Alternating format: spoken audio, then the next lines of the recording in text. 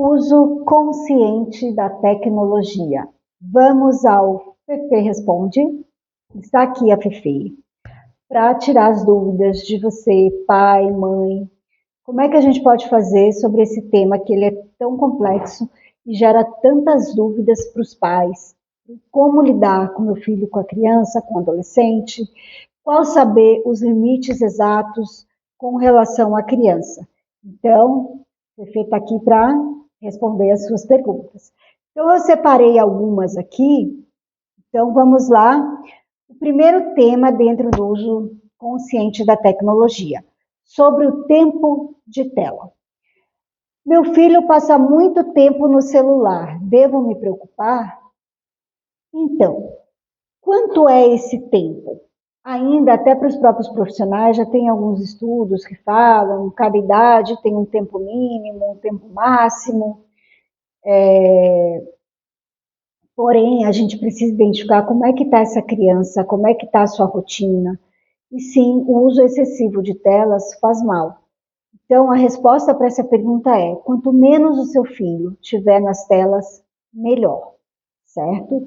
Então, para essa pergunta, é isso. Às vezes a família não tem, às vezes, ai, Fernanda, meu Deus do céu, preciso trabalhar, eu trabalho home office, o único jeito que eu tenho, meu filho, quando ele fica ali no tablet um pouco para eu trabalhar. Então, às vezes, não é que a tecnologia ela seja de todo ruim, elas têm muitos benefícios também, e a gente vai falar sobre isso. Mas, de antemão, quanto menos tela, melhor, tá? Ponto. Segunda pergunta a respeito do tempo de tela. E como que eu vou reduzir esse tempo de tela sem causar conflitos? Às vezes é impossível, mas a criança, às vezes, precisa de um direcionamento. O adolescente precisa de um direcionamento. Então, a melhor forma da gente conseguir fazer esse trabalho de trazer das telas para fora, sair das telas, é buscar atividades fora da tela. O esporte, para mim, é um dos melhores caminhos para tirar da tela. Porque no esporte ele vai estar socializando, ele vai estar lidando com as emoções, ele vai estar cuidando da saúde mental e física dele, ele vai estar lidando com as questões das frustrações, ele vai estar lidando com milhões de coisas que vão ser benéficas para ele, além de estar num grupo, aprender a perder, aprender a ganhar, lidar com essas emoções que envolvem o jogo. E a fase da criança e do adolescente, a fase de desenvolvimento, eles precisam de uma atividade física, então é um excelente caminho. Segundo caminho, ajudar em casa. Às vezes a gente, mas pena, não quer fazer, não quer lavar uma louça. Às vezes a gente não quer.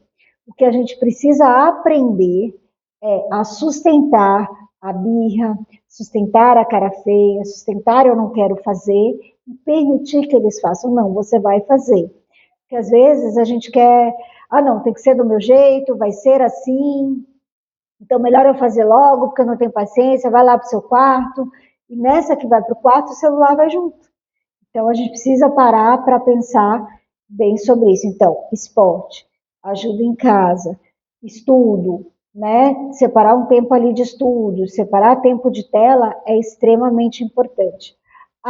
E um ponto bem importante aqui, que mais para frente ali eu vou falar melhor, mas assim, quanto mais vídeos longos, por exemplo, a criança às vezes está na TV, mas está assistindo um desenho começo, meio e fim. É melhor do que estar rolando o feed. Porque em 5 minutos, quantas informações a gente tem, a gente pega naqueles 5 minutos de feed. De Instagram, de TikTok, de YouTube. Então, assim, isso para gerar ansiedade, isso para gerar um problema para a criança é muito, muito rápido. E até para nós adultos. Então, é importante a gente parar para pensar que quanto mais longos os vídeos, se for um desenho animado, é menos prejudicial do que rolar feed, certo? Vamos ao segundo tópico: desenvolvimento infantil e uso consciente da tecnologia. Vamos à pergunta? A tecnologia pode afetar o desenvolvimento da linguagem? Sim. Por quê? Porque quando eu estou na tela, eu estou quieto, eu estou introspectivo, eu estou absorvendo, eu não estou interagindo. E a linguagem, ela é estabelecida dentro do desenvolvimento infantil com o outro, com a outra pessoa, né? Então, com o bebê, como é que a gente faz? Ah, narizinho, ah, boquinha, ah, a criança falou mamãe, ah, mamãe, repete mamãe.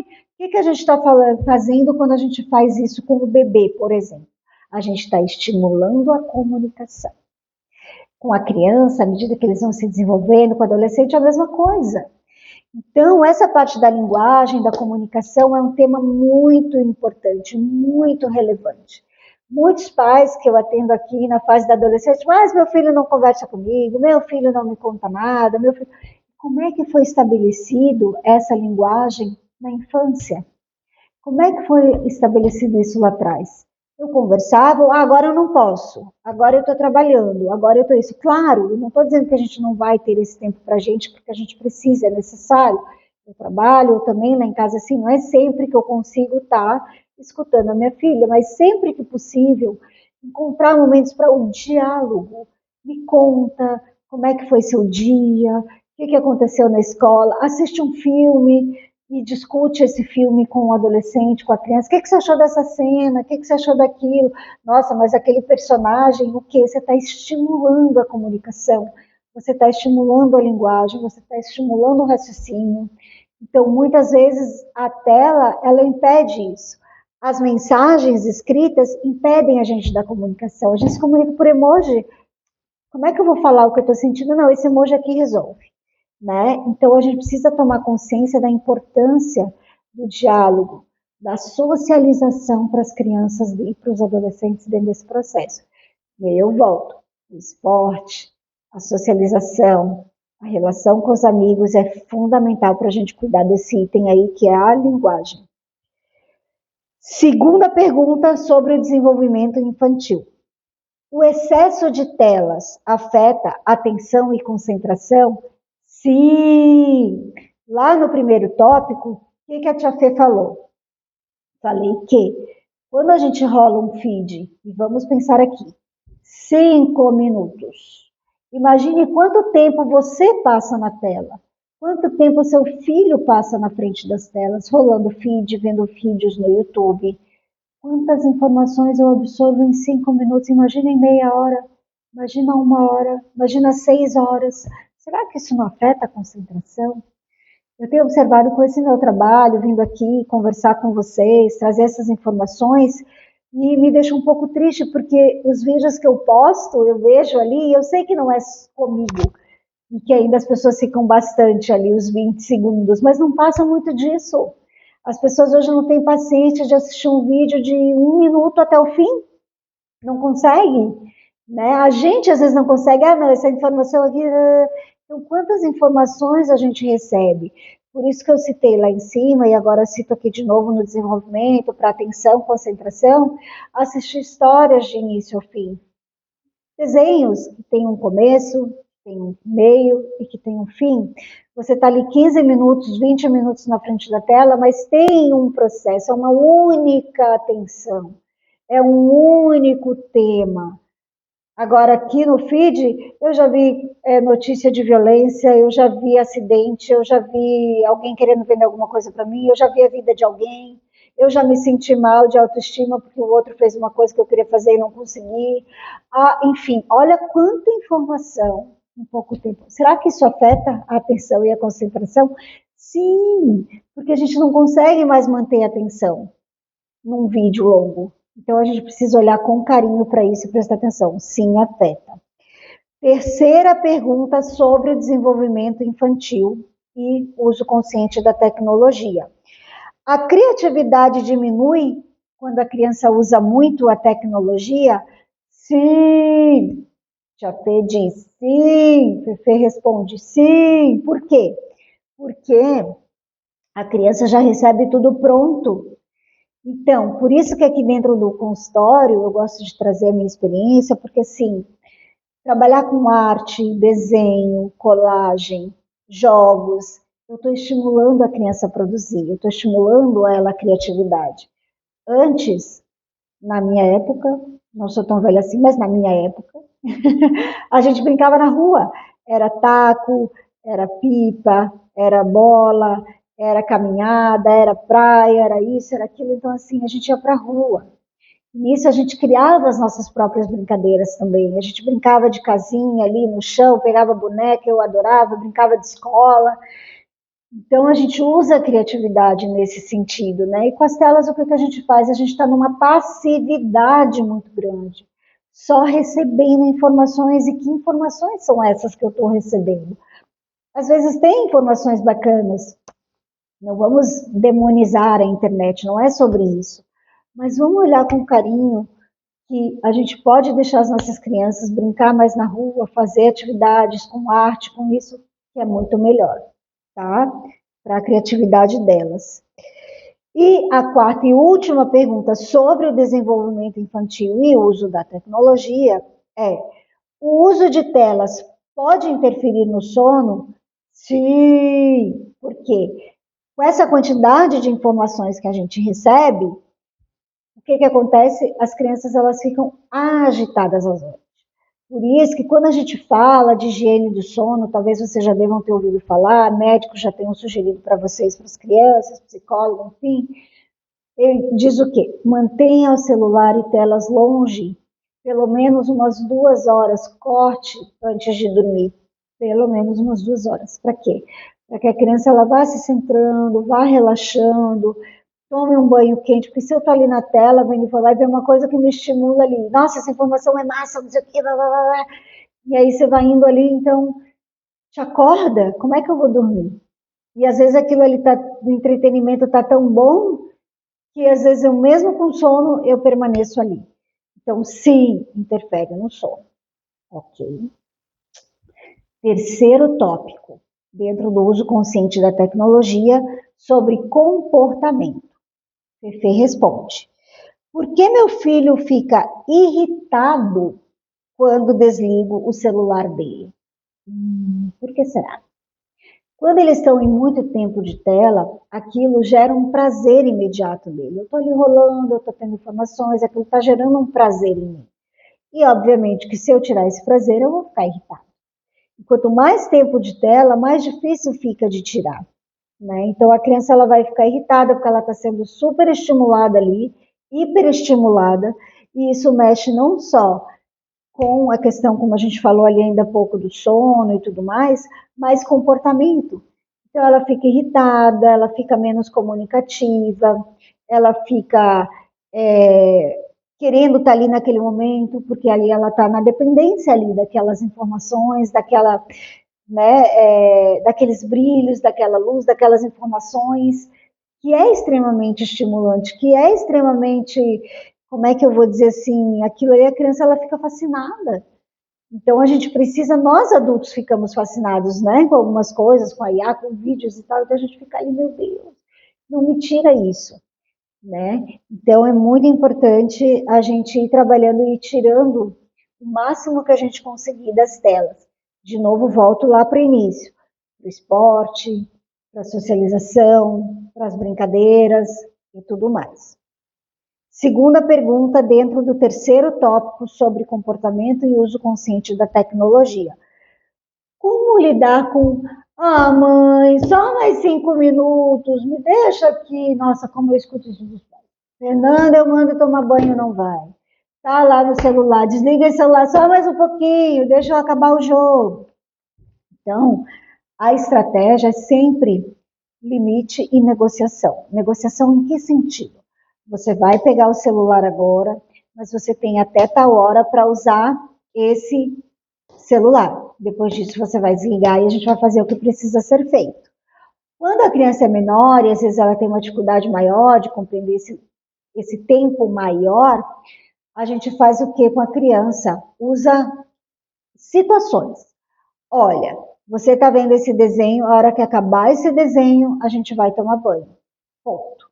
E aí você vai ficar monitorando, acabou o desenho, ponto, vou tomar banho.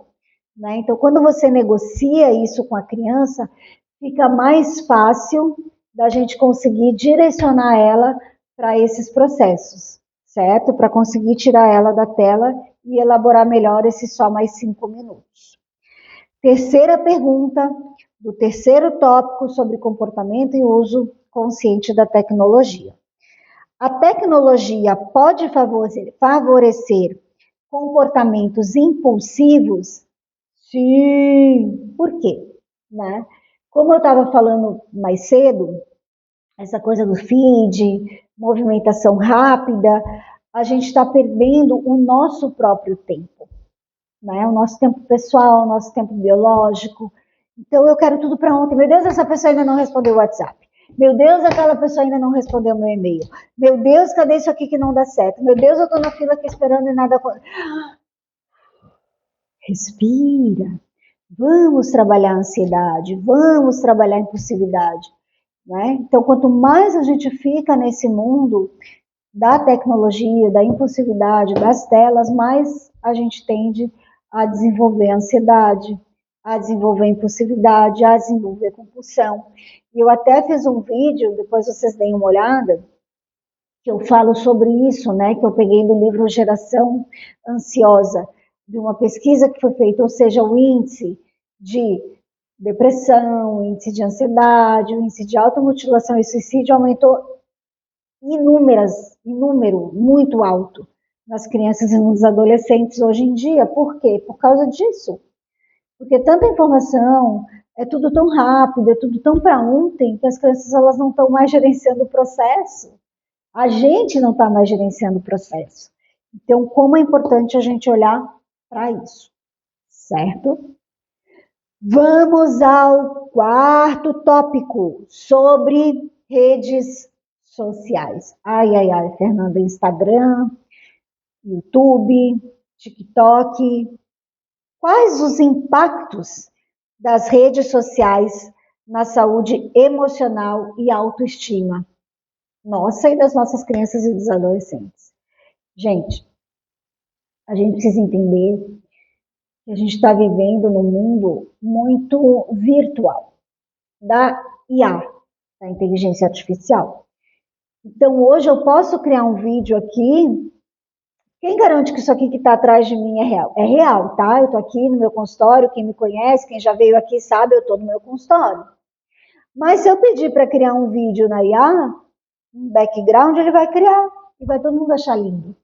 Né? Outro dia, na Copa, trazendo uma reflexão aí na Copa, eu vi uma entrevista lá de IA do Ancelotti, né, falei, por que o Hendrick não entra, por que o Hendrick... Daí ele dando uma entrevista falando, porque o Hendrick roubou meu chiclete. Óbvio que não era ele falando, ele não ia dar uma entrevista falando sobre isso. Mas a IA fez, e claro, eu dei risada, e foi algo ali que deu para perceber que era uma IA. Mas se a gente parar para pensar, quantas entrevistas, quantas pessoas públicas, quantas pessoas falando sobre N coisas, a gente está falando aqui de futebol, de meme, de graça, que não afeta ninguém, brincadeirinha e tal. Mas imagine isso, na vida de uma mulher, de uma pessoa falando algumas coisas que ela não disse, né? Asiática, ou seja, qual o impacto disso na nossa vida? A gente não consegue, às vezes, reconhecer que vídeo que é fake, que vídeo que não é, que vídeo que... Alguns são óbvios que é feito por IA, a gente sabe. Mas tem uns que, às vezes, a gente não identifica. E qual o impacto disso na vida da gente? O que é certo, o que é errado, o que é real, o que não é? Né? A pessoa posta lá, vim para a Copa. Aí temos pessoas lá, né? Estou trazendo aqui porque recentemente foi a Copa, né? E, eu vim para a Copa. A pessoa não estava lá, mas fez lá ela no estádio torcendo, quer dizer, tudo pode, né? E aí a gente precisa lidar com o real, com o nosso tempo, da gente não se comparar com os outros. Então, assim, isso impacta demais a nossa autoestima. Eu vejo alguém ali que fez um vídeo bacana, ai meu Deus, eu não consigo fazer, porque eu não consigo falar, porque eu não consigo, e aí se sente mal, porque eu não vou tentar, ou seja, não. A gente precisa olhar para a nossa história. E uma das coisas que eu sempre trabalho aqui com os adolescentes, com adultos, com as crianças, nunca se compare com ninguém. Se for para se comparar com alguém, se compare com você mesmo. Hoje eu estou melhor do que ontem? Como é que eu estou hoje? Como é que tá quanto que eu progredi? Ontem eu assisti uma palestra maravilhosa de um evento lá na CDL e achei bem bacana, ela fez a linha do tempo dela, né? de alguns fatos marcantes na vida, né? Quanto que eu progredi ao longo da minha vida, né? Para falar sobre questão de gerência de negócios e tal. Mas, gente, é sobre isso. E a gente cresce sendo comparado com os outros. Sua nota está pior do que a do coleguinha, sua nota está melhor do que a do coleguinha, sua roupa está mais bonita, sua escola é melhor. A gente está o tempo todo se comparando com os outros. Vamos se comparar com a gente. Né? Eu trabalho muito com as crianças aqui, ó. Tirei uma nota 5 em matemática. Ai, Fê, consegui tirar 7. E minha mãe brigou comigo porque eu não tirei 9, porque eu não recuperei, mas você saiu de 5 para 7. Vamos valorizar isso, porque senão a gente vai ficar ansioso, isso vai gerar na gente uma autoestima, eu vou achar que eu não consigo. Vamos nos comparar com a gente, não com o outro. E as redes sociais é péssima para isso. Ela não ajuda. A gente está sempre se comparando. Porque a roupa do outro é mais bonita, porque olha a maquiagem, porque olha o filtro que outros usou, porque olha não sei o quê, porque o outro foi para a Copa, porque eu não fui. Porque... Não, respira. De novo, respira, olha para si, faz a sua linha do tempo, como que eu sou melhor do que ontem, né? Consegui progredir, não consegui, dentro da minha história, dentro da minha vida, né? Então vamos olhar sobre isso, né? Quinto tema, jogos eletrônicos. Oh, meu Deus, Fefe, o que eu faço? Meu filho só quer jogar esses jogos, meu Deus do céu, não sei o que eu faço. Vamos lá aos jogos eletrônicos. Eles tornam as crianças mais agressivas? Então, a gente precisa parar para pensar que tem jogos que sim, eles têm características extremamente agressivas. Eu já soube aqui de jogos, né, e conversando com os caras, de jogo que você tem que matar a velhinha, ganha ponto, se matar a velhinha, se matar a criança, ganha mais ponto. Ou seja, você está o quê? Incentivando a violência. Você está naturalizando aquilo. Mas é só um jogo, a pessoa não vai fazer isso na vida, mas ela está naturalizando aquilo. Jogos com armas e tudo e tal. Faz parte, a gente, né, enfim, mas a gente precisa olhar que não é só o conteúdo do jogo, sim, é um ponto importante, é uma pecinha desse quebra-cabeça, quando a gente fala, mas o que esse jogo causa na criança, né? Que é uma questão muito mais profunda, e eu volto lá para o início da minha formação na dependência de álcool e outras drogas. E jogos fazem isso. Eles têm o mesmo mecanismo de uma dependência química, porque é químico também no cérebro, né? Então, se a gente parar para pensar, meu sistema de recompensa, ele adora eu estar ali naquele jogo. Eu passei de fase, eu consegui ponto, eu consegui isso. Então, isso vai construindo. E aí, quando eu perco, eu fico bravo, eu fico rude, eu fico agressivo. Por quê? Porque eu estava construindo, eu preciso ganhar, eu preciso ganhar, eu preciso ganhar. Ou seja, como é que eu estou trabalhando a frustração dessa criança? Como é que eu estou trabalhando o perder? Como é que eu estou trabalhando isso dentro dos jogos? Então, não é o jogo pelo jogo também, é uma pecinha, a gente precisa cuidar, precisa olhar. Tem outras coisas nos jogos eletrônicos aqui que eu preciso pontuar, que são os chats, a vulnerabilidade das crianças a pessoas abusadoras, a pessoas aliciadoras. Isso aí nem se fala.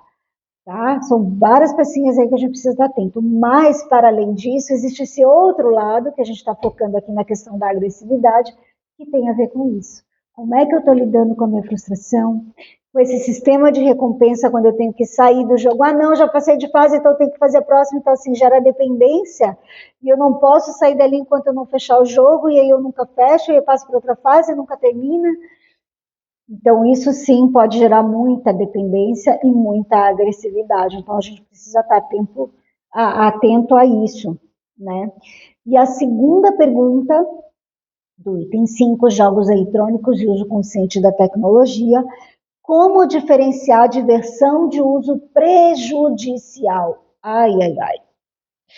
É exatamente isso. Quando eu tiro o jogo da criança, ela pode até ficar brava naquele momento, mas depois ela vai fazer outra coisa, se envolve, ok, ok. Mas, quando a criança, ela faz a birra de uma forma difícil de controlar, ou de agressividade, ela começa a quebrar coisas dentro de casa, começa a ser agressivo com os pais, com a família, então aí a gente precisa acender um alerta bem grande, precisa de ajuda de profissional, aí não mais como prevenção, mas é como tratamento, e como eu falei lá na parte que eu falo sobre dependência química, da minha frustração, do sentimento de impotência de ajudar quando a dependência ela já está instalada. E aí eu aproveito esse gancho para dizer para você o quanto a psicoterapia, na forma preventiva, pode te ajudar para não permitir que a criança chegue nesse nível de dependência. Então, a alfabetização emocional, orientar ela sobre as emoções dela, como é que ela se sente, lidar com frustração, lidar com impotência, lidar com a perda, já vai eliminar metade desse problema aqui que você pode vir a ter lá na frente. Então, a prevenção, a psicoterapia, ela é necessária para a gente já ir cuidando da criança para evitar um problema maior no futuro. Não se esqueça disso. Psicoterapia não é só para quando a crise está instalada, né? A psicoterapia é para quando a criança precisa se desenvolver. É um trabalho de psicoeducação e todas precisam. Então, quanto antes você conseguir ver a psicoterapia como um processo de psicoeducação, como um processo preventivo de problemas maiores lá na frente, seu filho vai ser muito beneficiado com isso e você também. Sexto item dentro do uso consciente da tecnologia, sobre sobre rotina familiar. Vamos falar como é que a gente resolve, né, esses problemas todos que eu trouxe aqui com esses temas do uso consciente da tecnologia. Uma das perguntas sobre a rotina da família é: o celular ele deve ser permitido nas refeições? Então, deve ser evitado e, se possível, sim, deve ser banido das refeições. Eu sei que nem sempre é possível, mas seria muito importante, sim. A orientação é que sim. Porém, muitos pais precisam perceber como é que é o seu uso do celular. Porque eu mesma já me peguei, né, como eu estou aqui vendo a agenda, às vezes um paciente precisa confirmar uma consulta, eu estou ali verificando o celular, se chegou mensagem, se não chegou, às vezes eu estou almoçando e quero ver mensagem. Eu preciso me policiar também, preciso me gerenciar também, porque à medida do possível, a partir do momento que eu faço isso na mesa da refeição, eu dou autorização pelas minhas ações para os meus filhos fazerem também. Ah, Fernanda, mas é diferente, porque eu sou adulto, é trabalho, ele tem que entender, ele é criança, tem que parar o jogo. Tá. E aquele papo da comunicação lá atrás? E o diálogo? Será que a hora da refeição não é o momento da gente dialogar? Que mensagem que eu estou passando para o meu filho quando eu estou no meu celular, naquele momento, nas refeições, onde eu podia estar com atenção plena no meu filho, conversando com ele, daí chega na adolescente, Fernanda, meu filho só quer ficar no quarto, meu filho não quer conversar comigo, mas lá na infância, volto a dizer, a prevenção, a tomada de consciência agora, quando eu trabalho a comunicação com meu filho, quando eu olho para o meu filho, quando eu enxergo meu filho agora, lá na adolescência eu não vou ter esse problema. Ele vai ter os momentos dele, que ele vai precisar ficar sozinho, que ele vai querer a individualidade dele, faz parte do processo de desenvolvimento, ok. Mas, vamos pensar, se eu trabalho a comunicação, a confiança, o diálogo, a presença, a atenção plena com uma criança ali, com o meu adolescente ali, eu tenho metade dos problemas resolvidos. Então a gente precisa olhar para a gente. E não é justificativa, porque é trabalho. Talvez um dia ou outro eu esteja esperando uma ligação importante, eu preciso de uma resposta importante, ok.